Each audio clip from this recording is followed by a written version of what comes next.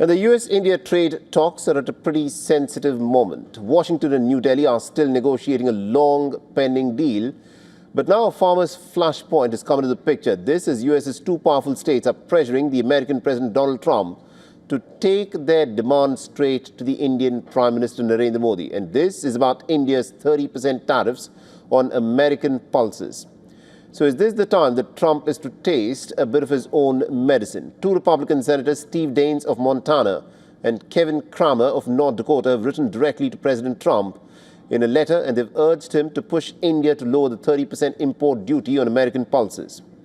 This is because Montana and North Dakota are America's top producers of pulses such as peas, lentils, and dried beans. And India is the world's largest consumer, accounting for nearly 27% of all global pulse consumption. Now, the US lawmakers are calling the tariff to be unfair. They say that the American farmers are now at a significant competitive disadvantage. But remember, this is not the first time that such an incident has happened.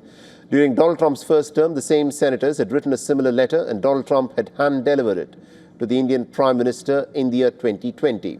And this move had helped the US farmers to get a seat at the table. But last October, India imposed a 30% tariff on yellow peas. The move took effect from the 1st of November last year, ending a period of duty-free access. And New Delhi said that the decision was necessary to protect its own domestic farmers from cheap imports from America. Now, India's average agricultural tariff is about 39% compared to just 5% by the United States. The US-India trade talks are gaining momentum after months of tensions. This latest push comes as both sides are trying to finalize through bilateral talks in January this year. The Indian officials held a key trade call this week with US representatives, including the US ambassador to India, Sergio Gore. He has reopened the formal talks after a year-long standoff. And earlier, the Commerce Minister had met with the US Trade Chief, Jameson Greer, while a senior US delegation had visited New Delhi in December to push the deal forth. Now, analysts are saying that India's pulse tariff may have been a quiet retaliation after Trump imposed 50% duties on Indian imports on the 25th of August last year. For Indian farmers, of course, remain a political red line. For the US, farm states want access to the world's biggest pulses market.